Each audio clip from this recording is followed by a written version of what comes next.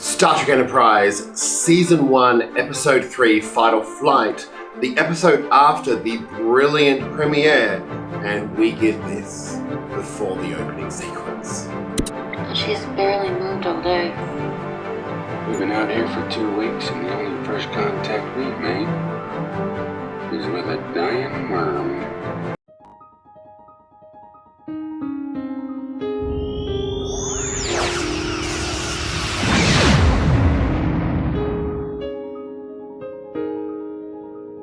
Make sure to sit back, subscribe, like, comment, share if you can, and let's get into the review. So after Broken Bow, we are given an episode which just feels like almost standard Star Trek. In the first episode of Broken Bow, we're given a new ship, a new setting, a new crew. The second season, we're shown a new sort of setup to the entire season, the Temporal Cold War. We're shown a lot of really amazing things. This episode, the thing to catch the audience is a little yellow worm inside a tank and Hoshi looking after it. We find out that the Enterprise crew hasn't really done much except find this worm. There's not a lot going on, everyone's a bit bored, and Hoshi is feeling a little bit out of sorts, especially since in the first episode she was very confident about her abilities and very keen to get aboard, and then all of a sudden she's actually on board and she isn't quite ready. So we see Phlox is sort of looking after the worm. He's trying to make it better. The worm is ill. It is dying. It's not in its natural habitat. This is a running theme throughout the episode with Hoshi feeling a little out of place, feeling like she's not living up to the expectations that Archer has for her, and also not living up to her own expectations of what it would be. The Enterprise comes across a alien ship. Eventually something happens. Comes across an alien ship of which is filled with dead bodies. They are having a chemical drained from them. The ship's been attacked. Everyone is dead on board. Hoshi screams out in fear, but when she sees the dead bodies, and this is the catalyst for her going, well, maybe I'm not ready. Feeling that this is unprofessional, feeling ashamed she did it in front of the captain. It's a very Hoshi-centric episode, which is interesting considering how little Hoshi got to do later on. Linda Park is actually a really charming actress and she does a really great job at some of the character moments. As the show progresses, she gets less and less to do. In this episode in particular, the fear of the dead bodies, the fear of the unknown, the fear of not living up to those expectations culminates in her sort of fumbling through the translation, but she gets through it. Once she gets to the alien ship, she's trying to learn how to contact their people to tell them that they are dead. She learns the language, but she clicks onto it. And we see the ability of Hoshi to come up with, using the universal translator, which hasn't actually been made yet, but it helps her working out language and words. We see her figuring out a language, which we don't see in any other Star Trek. Generally, the aliens just speak English, and if they don't, it's very quickly resolved. This is Hoshi learning a new language, learning how to speak it, moderately quickly from a message on a recording, and they find out that they were attacked, and then the ship arrives. And it's a really cool ship the bad guys have. It's basically 2 sets of blades attached to a center hull. It's clearly stronger than the Enterprise. The other theme running through the episode is Malcolm's trying to get the torpedoes targeting sensors working, and basically the Enterprise fires at this ship and it bounces off and it doesn't really do anything. The battle gets interrupted by the other of the dead aliens species coming in on his ship, but the mistranslation happens. Hoshi can't quite convey what she needs to tell them, like, look, this is the bad guy. The one attacking us is the bad guy who killed your crew. And there's a lot of frustration. And eventually Hoshi sort of gets frustrated. She goes, I can't do this. I can't do this. She even mentions to Phlox that maybe she needs to leave. She's going to ask the captain to go back to Earth. And there's a really nice moment where, once again, T'Pol comes in and the other characters, the alien characters, the background characters, sort of said, no, you need to give it space. And Hoshi's confidence is broken at this point. But when they're in the battle with that alien spaceship, she's frustrated with the computer, she's angry, And eventually she just gets told by Captain Archer, Hoshi, I need you to do this. We all do. stand in front of this guy, talk to him. And she gets up and you can see the frustration. And she basically, on the spot, speaks the language. I don't know how well, but enough to relay the message that these are the bad guys. Scan the ship, scan the stuff sucking the blood from the crew. They are the same. And then Hoshi regains her confidence because she was able to achieve those things. And then there's an analogy with the worm again that he may not be in the right environment, but it's close enough and it's where they need to be in order to survive.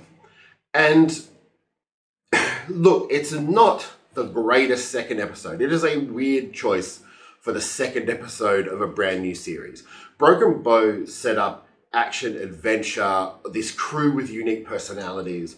I would say the bravest part of this was giving the first episode after the pilot to Hoshi, who's sort of a sub-character in terms of level on the crew. It wasn't to T'Pol, it wasn't to Trip. It was given to Hoshi and a little bit to Malcolm Reed in terms of getting the torpedoes working. But opening up with that stinger of the worm before the title sequence is a weird choice. It's not exciting, it's not engaging, which is like, oh, it's a sick worm, superb. It is by far a really, just an odd choice. The oddest choice I think I've seen in Star Trek in terms of pre-title sequence. Especially for a new series. You're trying to launch something, you're trying to make it sort of intrigue people and engage people. And if your second episode is, here's a worm, here's a woman looking after a worm, here's the doctor helping the woman look after a worm, title sequence. Otherwise, a lot of the elements of the episode are good. It's just that initial opening does not set it up to be a really great episode. Like Hoshi's reaction to things in space. It's a very good example of wanting to do a thing and then actually doing a thing. There's a big difference between those things. And it's very interesting because the other shows don't really show this because they're already established in space and the computers do a lot of the work.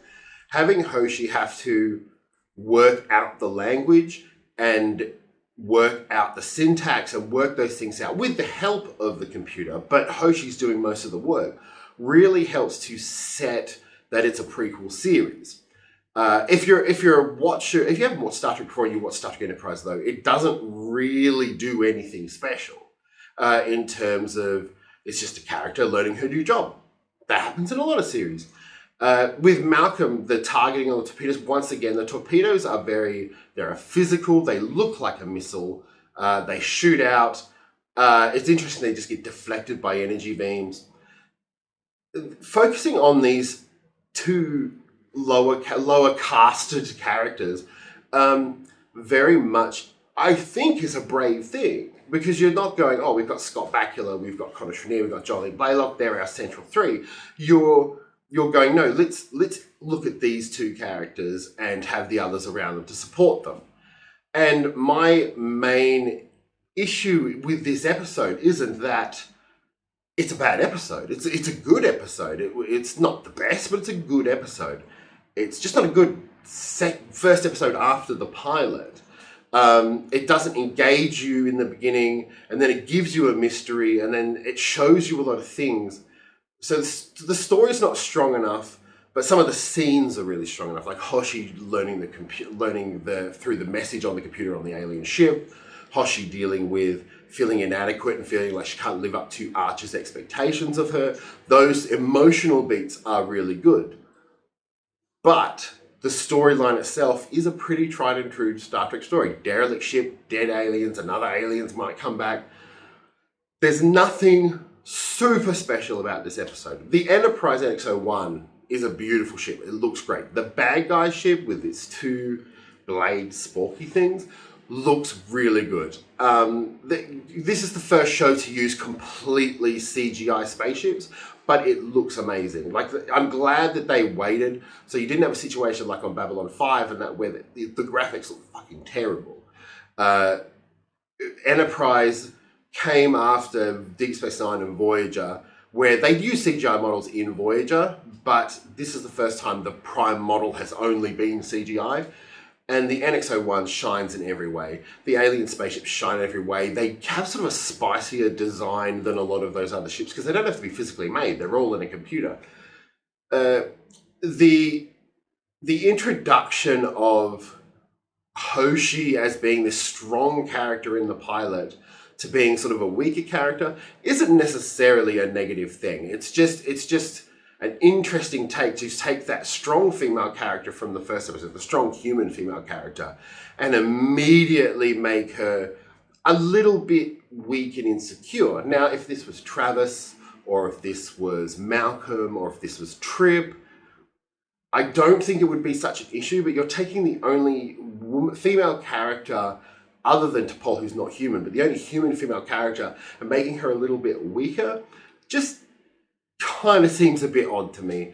It's a very much I don't know how to describe it. It's very different to TV now. Like Strange New Worlds, most of the cast is female. You have different aspects. We have 2 female characters in Star Trek Enterprise. T'Pol is unemotional, but her character changes later on. But Hoshi sort of gets left in the background to be sort of whatever they need her to be. And this is sort of the beginning of that as far as I can remember. It's just literally from the get-go, she doesn't feel quite as good as she was sort of built up to be in the pilot. Although I love the intricacy of her figuring out the language. She's clearly, in this episode, it shows how intelligent she is. It's just that experience of traveling through space, which is that they probably went for the doing and training to do thing. It's a different world between learning something and doing something. Otherwise, the episode is just meh. It's good. It's Star Trek Enterprise, but and first season. But yeah, I know that there's some good episodes coming up, so make sure to like, comment, subscribe. Come back to Trek Trav. We have Lower Decks on Thursday. We have Earth Final Conflict on Sunday, and we have Enterprise every Tuesday. And the more you share and like, if we can get up to, I want to get up to 1,000 subscribers. That would be amazing. I'm only halfway there. Have a good night. I've been Trek Trav, and I hope to see you next time.